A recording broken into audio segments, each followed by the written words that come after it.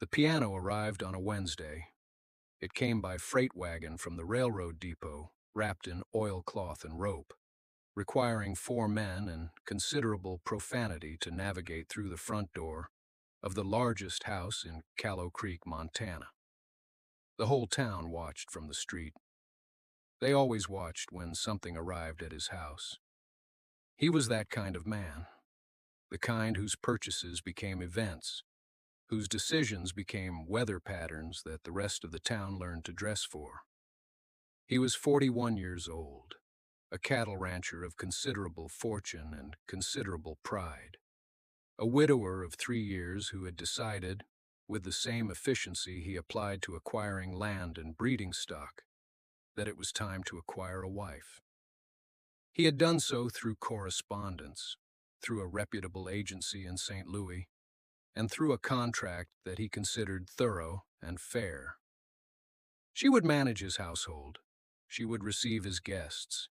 She would sit at this piano, the finest piano west of St. Louis, he had been assured, and she would demonstrate to every merchant, banker, and territorial official who dined at his table that he was a man of culture and refinement.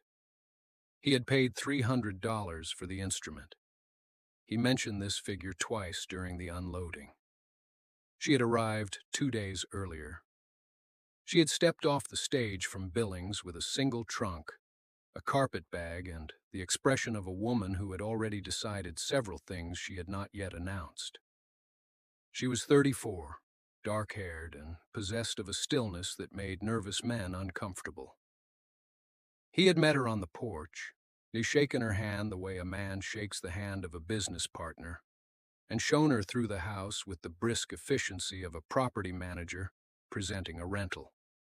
He had pointed to the empty corner of the parlor and explained that the piano would arrive Wednesday. She had nodded. He had mentioned that his guests expected entertainment. She had nodded again. He had added that his late wife had been an accomplished pianist, and that the town had come to expect a certain standard from this household. At that, she had looked at him directly for the first time since stepping off the stage, looked at him with dark, calm eyes that held something behind them he couldn't quite read, and said simply, "I see." He had taken this as agreement. It was not agreement. On Wednesday morning, before the wagon arrived, Sushi had carried her flour sacks from the kitchen into the parlor and placed them in the corner. She had brought a ceramic bowl, a linen cloth, a tin of salt. She had stood in that empty corner as if she were measuring it for an entirely different purpose than the one he had in mind. When the piano was finally set in place and the oilcloth removed to reveal the gleaming rosewood lid, she ran one hand along its surface the way a baker tests a table for level. Then she went back to the kitchen for her yeast. The yeast was already alive by Thursday morning.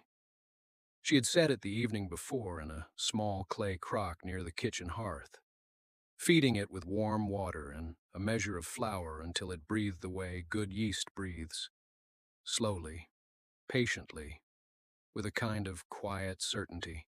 By the time the sun cleared the eastern ridge and threw its first long light across the parlor floor, she had her apron tied and her sleeves rolled to the elbow. He was still at the breakfast table when she passed through the hall, carrying the ceramic bowl and the tin of salt. He watched her without speaking.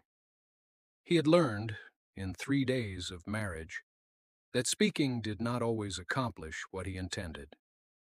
She set the bowl on the piano's closed lid with the same unhurried care a jeweler might use setting a stone.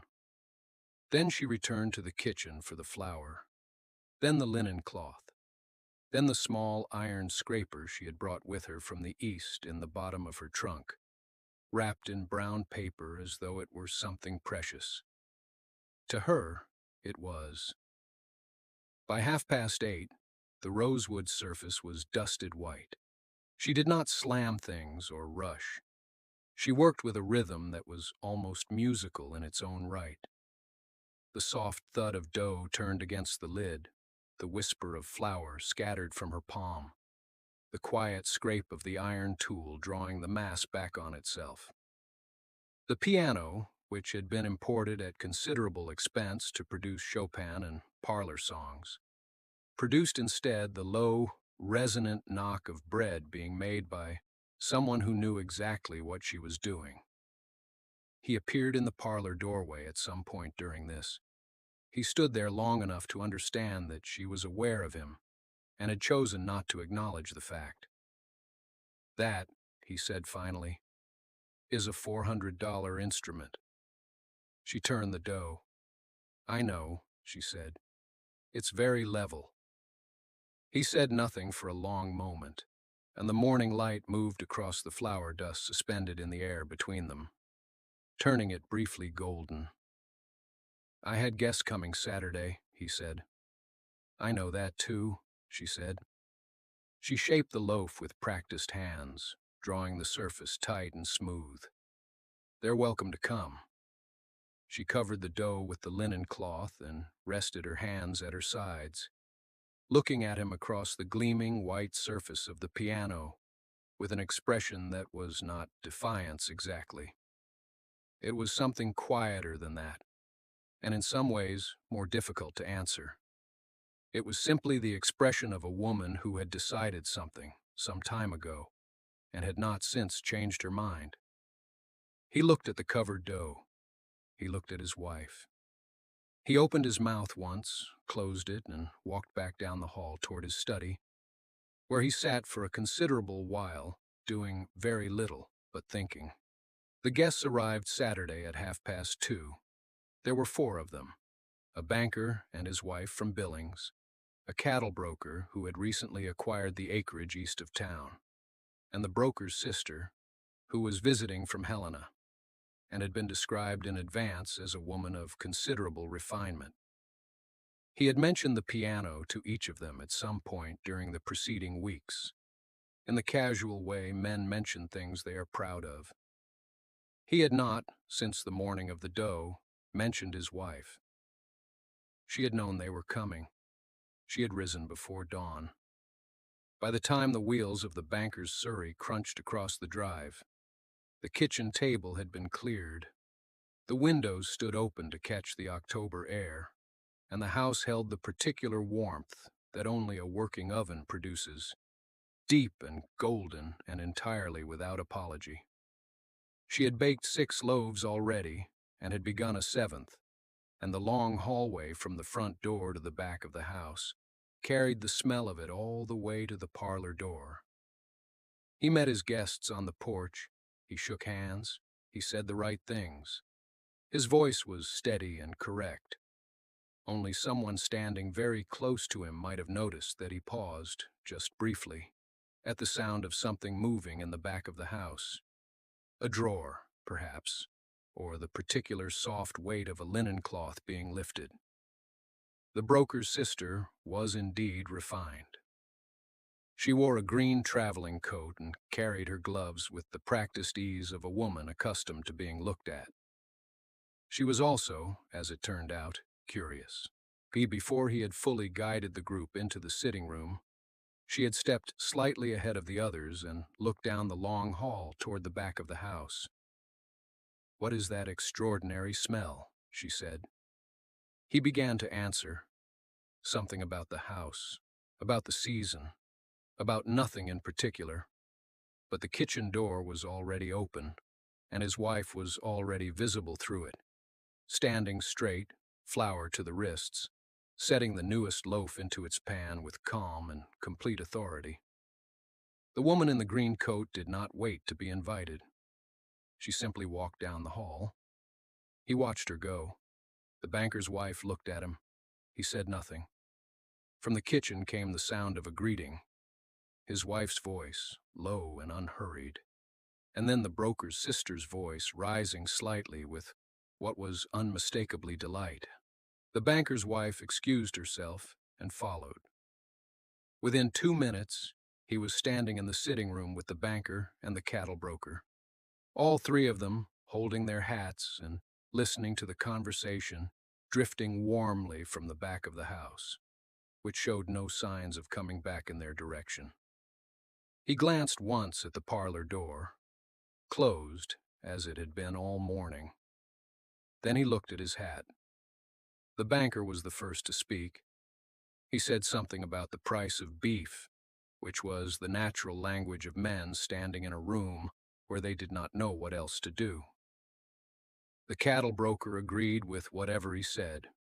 The three of them shifted their weight in the slow way of people waiting for permission to leave a conversation they had already left. From the kitchen, laughter, not polite laughter, real laughter, the kind that comes without warning and arrives before a person can decide whether it is appropriate.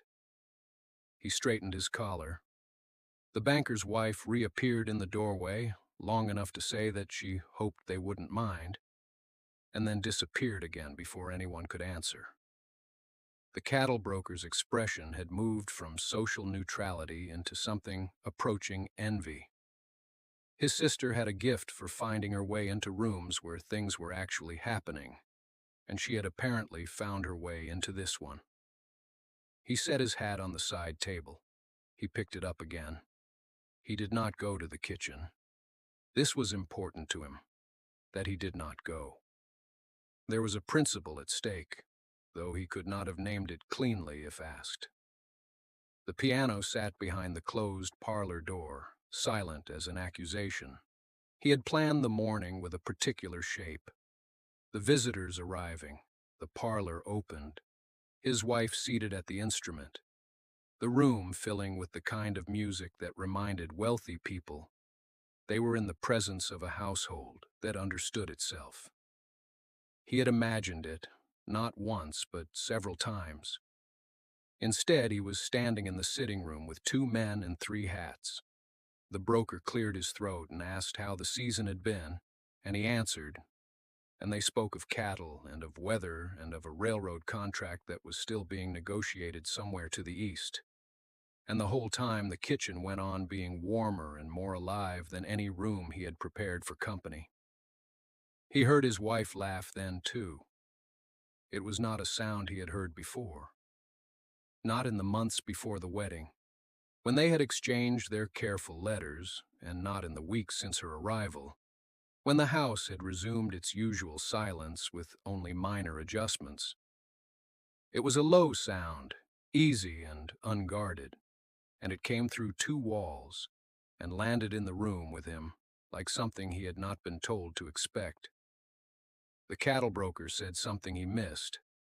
He asked the man to repeat himself, and he did, and they resumed the conversation about the railroad contract.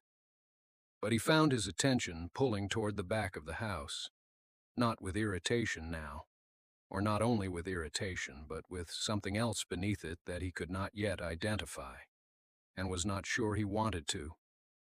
The morning was not going as planned. He was beginning to understand that it was not the first one that hadn't. The cattle broker left around noon, satisfied with the contract and carrying a half loaf of bread wrapped in cloth that she had pressed into his hands at the door without asking anyone's permission. He had watched from the hallway. The man had accepted it with the kind of gratitude that people reserve for things they did not know they needed until the moment they received them. And he had thanked her twice, and she had smiled in a way that was entirely natural and required nothing from anyone. His husband stood in the hallway for a moment after the door closed. Then he went back to his study. He sat at his desk and did not immediately reach for the papers waiting there. The house was quieter now, but it was not the same quiet as before. Before, silence had meant absence. The rooms had been furnished and correct and entirely still, the way a place feels when nothing living has moved through it in a long time. This was a different kind of quiet, the kind that follows activity, the kind that carries a trace of warmth even after the warmth itself has moved on. He could still smell the bread. He was a man who had built his life around measurable things. Land could be surveyed, cattle could be counted. Contracts had terms, and terms had ends. and he had learned early that the world rewarded men who kept their arrangements clear and their expectations managed. He had purchased the piano with that logic. He had selected a wife with something approaching that same logic, which he recognized, sitting now at his desk, was not the most flattering way to describe the matter, but it was honest.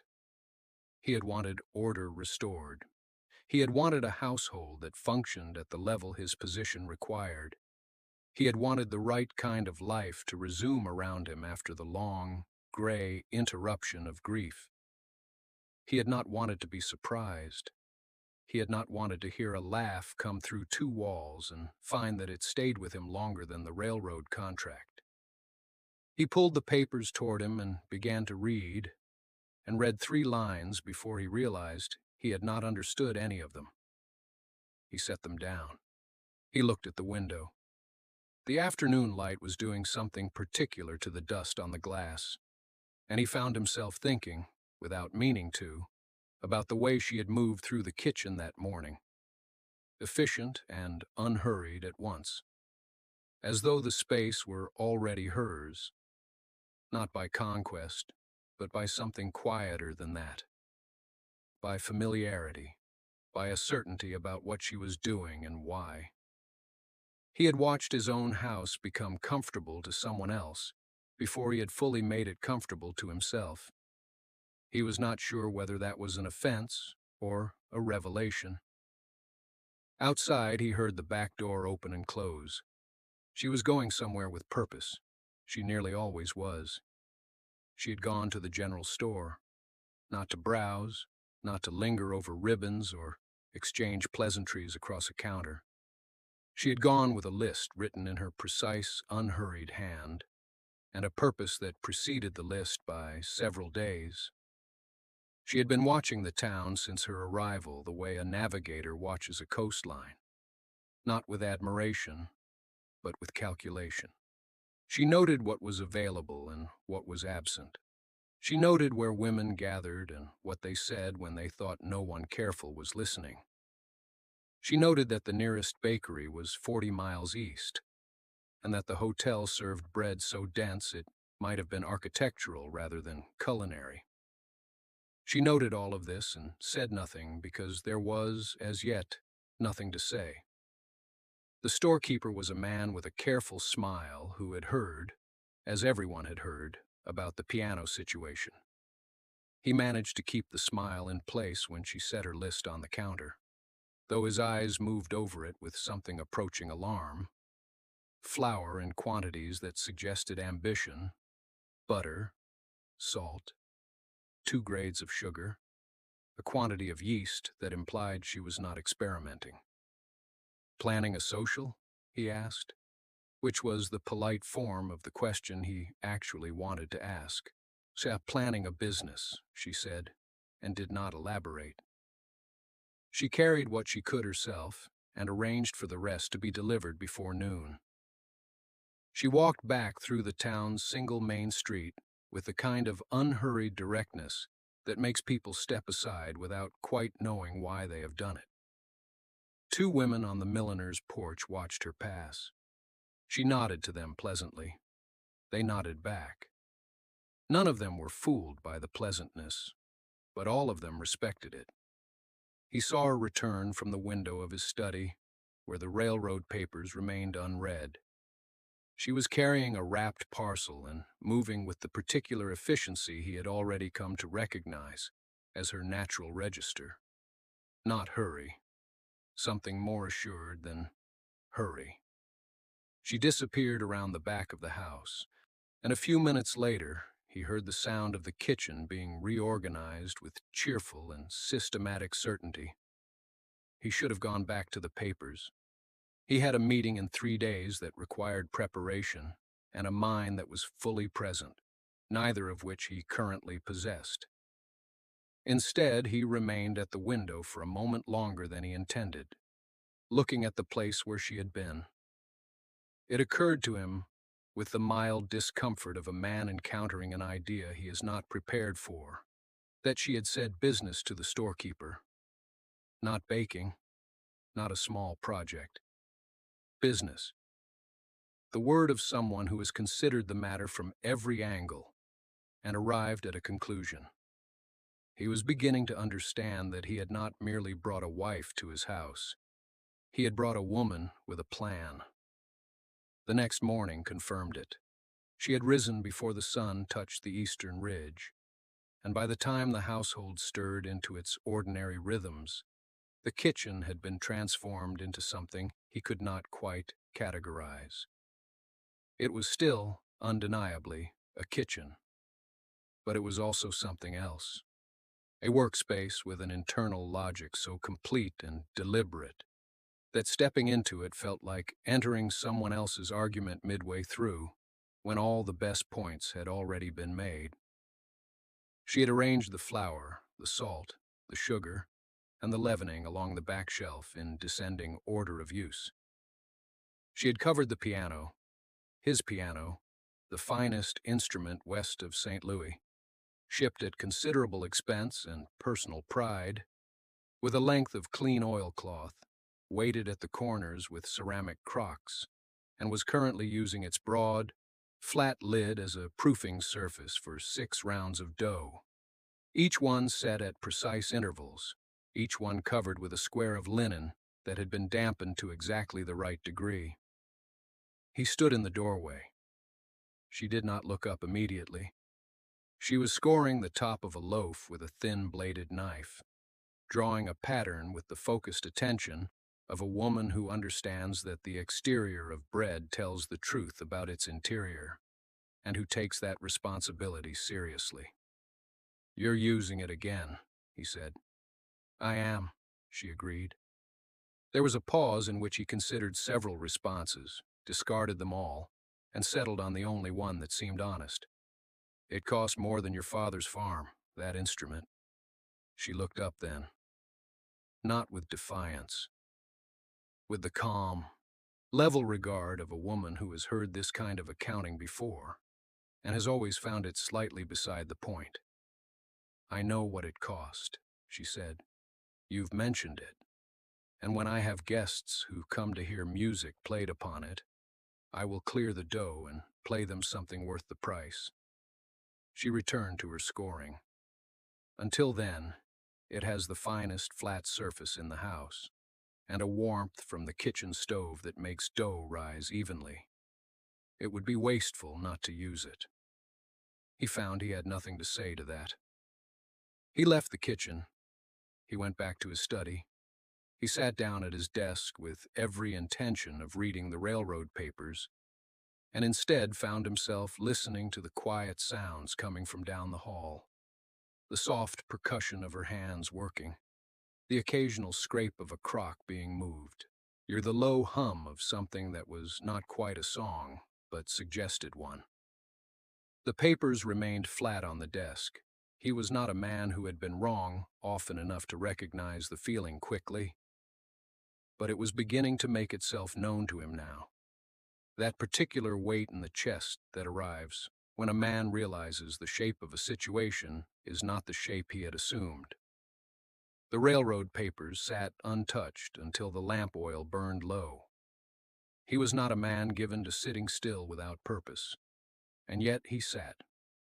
The study was quiet except for the tick of the mantel clock and the distant domestic sounds that continued to find their way through the walls of his own house, with a strange ease, as though they belonged there more naturally than the silence had.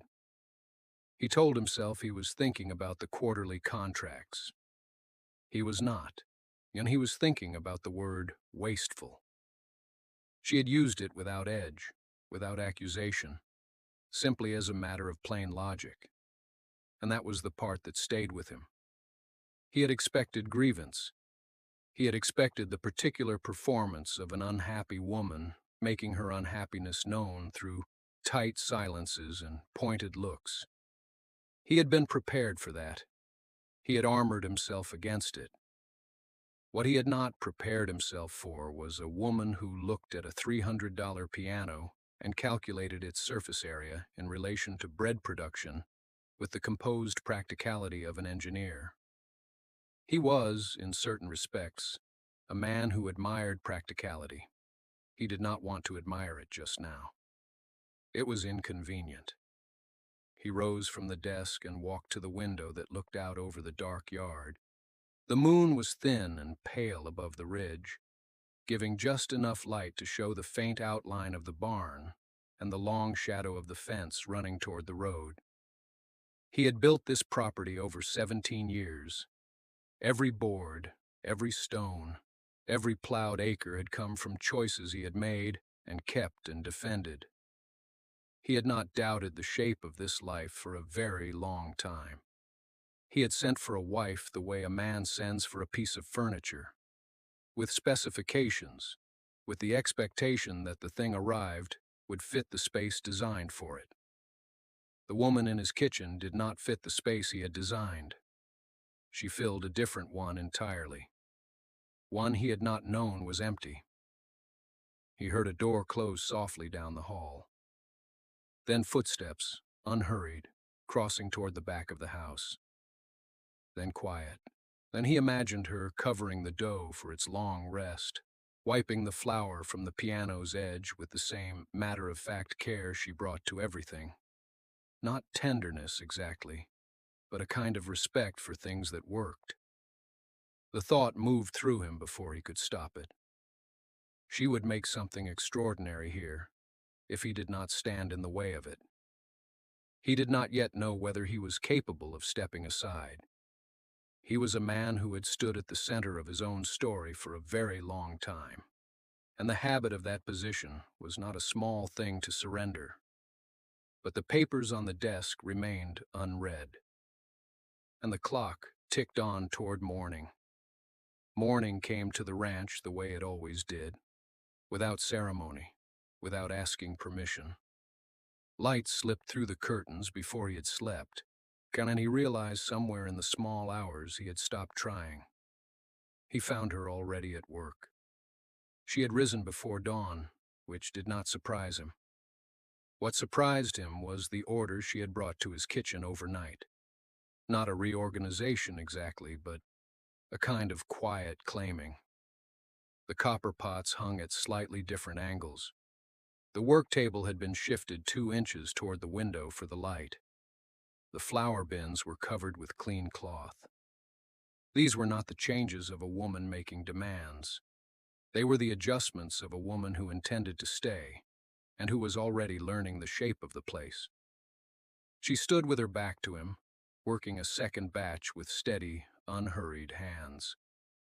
She did not startle when he entered. She had heard him coming. He did not speak immediately. Neither did she, and the silence between them had shifted in the night. It was no longer the silence of strangers guarding themselves, but something closer to the silence of 2 people who had each done their own private thinking and arrived, separately, at a similar edge. "You did not sleep," she said at last. It was not a question. "No," he said. She turned then, briefly, to read his face the way she had read the kitchen, with attention, without judgment. Whatever she found there, she returned to her work without commentary. He poured himself coffee from the pot she had already made and stood at the window. The eastern pasture caught the early light in long gold stripes across the grass. He had stood at this window 1,000 mornings, watching the same land, and it had looked to him like ownership. This morning, it looked like something else, and he was not yet sure what. "I have been thinking," he said carefully, "about the arrangement." "As have I," she replied. "The piano," he began. "Will continue to earn its place," she said evenly, without apology, "until you can tell me honestly that the music it might have made would have meant more to this house than what comes out of that oven each morning." He could not say that honestly. He suspected she knew he could not. She shaped a loaf with a single practiced motion and set it in the pan. Her hands were quick and sure, and there was something in the gesture, in the confidence of it, the complete absence of performance, that struck him with a force he was not prepared for. She was not trying to prove anything to him this morning. She had already moved past that. It was he who was still catching up. He stood there a moment longer than he intended, watching her work. There was a discipline to it that he recognized, not the kind learned from instruction, but the kind earned through repetition, through failure, through the quiet stubbornness of a person who had decided, long ago, that the world would not simply hand her what she needed. He had thought that quality belonged exclusively to men who built things. He was revising that opinion, slowly, the way a man revises something he should have known sooner. "The Hendersons are coming Friday," he said at last, "for supper." She did not look up. "Then I will need cream and 2 more pounds of butter before Thursday." It was not the answer he had expected, though he could not have said precisely what he had expected. An apology, perhaps. A softening. Some acknowledgement that Friday's guests were important, that appearances still mattered, that she understood what was at stake when men of standing sat at his table. But she offered none of that. She simply named what she needed and returned her attention to the dough. He found himself in the unfamiliar position of having nothing to say that would improve the conversation. He left the kitchen and walked the length of the house, past the parlor, past the piano with its cloth cover, and the faint ghost of flour still pressed into the fabric. And he stopped in the front hall with his hat in his hand, and a thought he could not quite shape into words. She had not come here to fit into the life he had already made. He understood that now. He had sent for a particular kind of woman and received an entirely different kind, and the difference was not a deficiency. He was beginning to suspect it was the more valuable thing. What unsettled him was not the bread, or the piano, or the visitors who had come and gone with their raised eyebrows and their whispered remarks. What unsettled him was that she had never once looked ashamed. She had stood in her own decisions the way a person stands in their own house, without apology, without explanation, without waiting to see whether the walls would hold. He put his hat on and went out to the yard. The morning was still and cool, carrying the smell of wood smoke and yeast from the kitchen, which was not a smell he had ever associated with this house before her arrival. He noticed, without meaning to, that it was not an unpleasant smell. It was, in fact, something close to the smell of a place that was genuinely lived in. He had not thought about that distinction before, between a house that looked like a life and a house that actually was one. He rode out toward the eastern fence line, carrying that thought with him like something fragile he had not yet decided how to set down. The eastern fence line ran along the edge of the property where the land leveled out before dropping away into a shallow draw, and he had ridden it so many times over the years that his horse moved without direction, following the familiar path while he sat in the saddle and did something he rarely permitted himself to do. He thought about her, not about the bread, not about the piano, standing in the front room with its polished lid now permanently fragrant with flour and warm dough, not about the visitors or the merchants or the women of the town who had begun to arrive at his gate, not with calling cards but with coin purses and quiet, determined expressions. He thought about the way she moved through a room she had not been invited to claim. She had arrived with one trunk. She had worn the same 3 dresses in rotation for the first 2 weeks, until he had realized, with some discomfort, that this was not a choice born of modesty, but of simple arithmetic. He had said nothing. He had told himself it was her concern, not his. But the thought had stayed with him longer than it should have. She had never asked him for anything. That was the detail that kept returning to him, turning itself over slowly like a stone in river water. Other women he had known in a life that felt increasingly distant, had asked for things in ways both direct and elaborate. They had asked with words and with silences. They had asked through absence, through implication, through the careful arrangement of expectations. She had simply proceeded. He had brought her to this house expecting someone to inhabit the role he had furnished. The way a man places a portrait above a mantel and calls the room complete. Instead, she had looked at the furnishings he had chosen, considered them, and then made her own calculations entirely. He pulled his horse to a stop at the corner post and looked out over the draw. The grass was pale gold in the October light, the sky above it wide and colorless at the edges. So the morning he had found the first batch of bread cooling on the piano's fallboard, he had been angry. He recognized that now without ceremony. He had been angry not because the piano was ruined, it was not, but because she had acted without asking. And he had understood in that moment that she did not believe she needed to ask, that she had arrived already knowing who she was and had simply continued being that person inside the borders of his house, as though his opinion of the matter were interesting but not determinative. He had not known what to do with a woman like that. He was beginning to think that what he had needed, for a very long time, was precisely her. He rode back to the house slowly, the way a man rides when he is not returning to a destination but to a decision. She was at the long table when he came through the door, her sleeves rolled to the elbow, flour dusting her forearms in the particular way it does when a woman has been working without pausing to think about how she looks. The kitchen smelled of cardamom and warm crust and the faint sweetness of something glazed. 3 finished loaves rested on the cooling rack. A 4th was still in the oven. She did not look up immediately. She had learned, in these months, that he came inside differently depending on what was in him, and she waited a breath before raising her eyes. He set his hat on the hook by the door.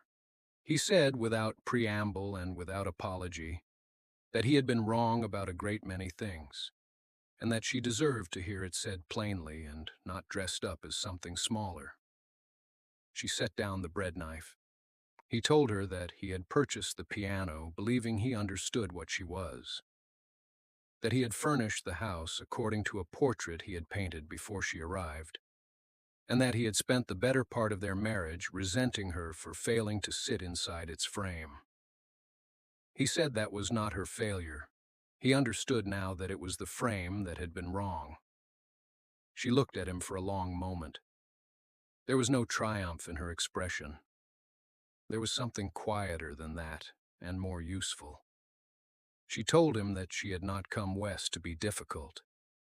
She had come because the advertisement described a man who needed a partner, and she had believed, perhaps stubbornly, that she was one. She said she had made bread on the piano because she needed to work, and the table was too small, and the piano was wide and level and unused. She said she was sorry if it had embarrassed him, and she meant it, though she was not sorry for the bread itself, nor for who she was when she made it. He almost smiled. He asked her if she thought they might begin again, not from the beginning, but from here, from what they already knew of each other, which was, he admitted, considerably more than most people knew of their partners after a year. She considered this with the same seriousness she gave to proportions and temperatures. Then she told him yes.